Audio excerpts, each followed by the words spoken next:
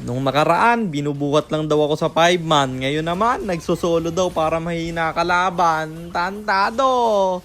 Saan ako lalagay? Ulol! Teka, baka kilala mo lang ako at lagi kang nanonood pero hindi ka pala nakapollow sa page. I-follow mo na yan. Isa lang eh. Ayaw pa. So ayon, nandito na tayo sa pang 761 araw ng isang game kada araw. Digma na! At bago natin simulan yung content na to, ay gusto ko lang sabihin sa inyo na bago yung game na to, 37 win streak na tayo. Kaya panoodin nyo hanggang dulo kung magta-38 ba o mapuputol na. Alam nyo, hindi ko na talaga maintindihan sa mga to eh. Nagtanong ako kung ano yung mas nakakamangha. Yung mag-imo sa trio, 5-man o solo. Karamihan sa nag-comment, solo daw. Kaya ngayon, nagsosolo ako sa live, nagsosolo ako hanggang mag-imo. Tapos ganito na naman yung mga mababasa kong comment.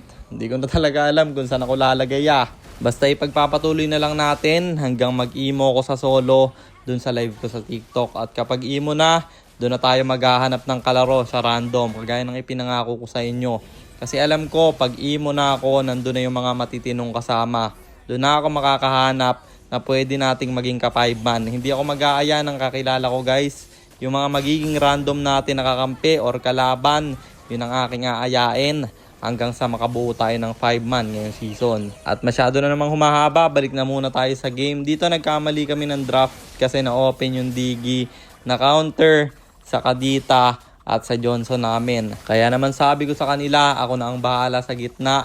Ikutan nyo ng ikutan yung gold lane. At successful naman dahil basag agad yung tore ng kalaban sa top lane. At yung Ixia nila hindi makaporma. Malulugi lang naman kami dyan kapag pinabayaan namin yung Ixia Digi nila. Pero kung yun lang ang iikutan, wala ring magagawa yan.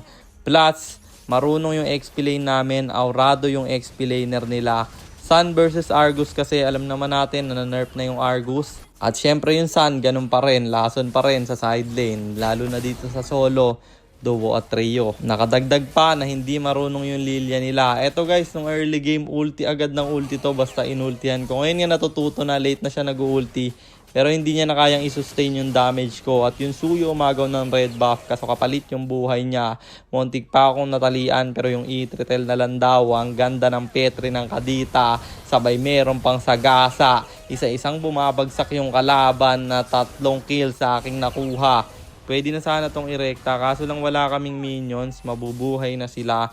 Kaya ang sabi ko, mag-lord na lang kami. Nalibre naman naming nakuha dahil nga kakabuhay lang nila. At after nun, dumiretso ko dito sa gitna para pumitas sana ng kahit sino lang. Kaso lang, nahuli ko ng hila ng Argus tapos natalian pa ng Digi. Wala akong napatay doon pero may bawi naman gagawin na aking mga kasama. Bagsak yung Argus nila, damay pa yung Ixia. At yung Johnson, sasagasa na naman.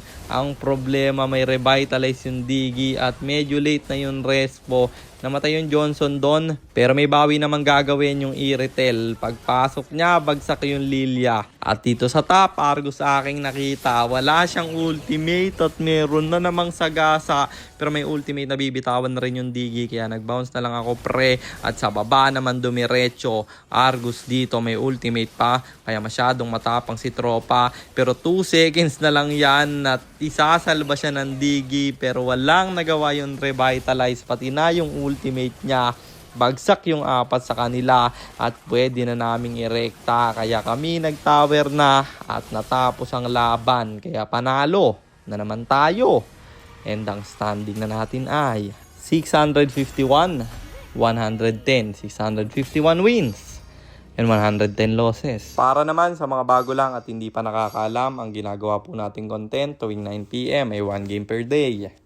Trio, rank game. At ang goal natin sa content natin na to ay mag 100 win streak bro. Yun lang. Sana meron kayo natutunan. Kung meron man, pakishare lang. Then after nyo i-share, mag-comment na kayo na pa-shoutout para ma-shoutout ko kayo sa mga next nating content. At i-comment nyo na rin ang inyong mga katanungan kasi baka malay mo sa next nating content, comment mo naman ang mapili ko. At para naman sa mga gustong magpapilot ng ML account, mag-PM lang kayo.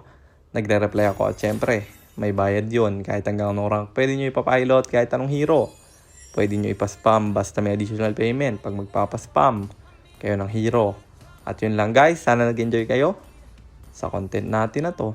At shoutout sa iyo Yori Silot, kay JR, kay Condes Nuarin Christian Paul at kay Johnny Javier Compas. Maraming salamat sa inyong suporta. Mag-iingat kayo palagi. God bless. Paalam!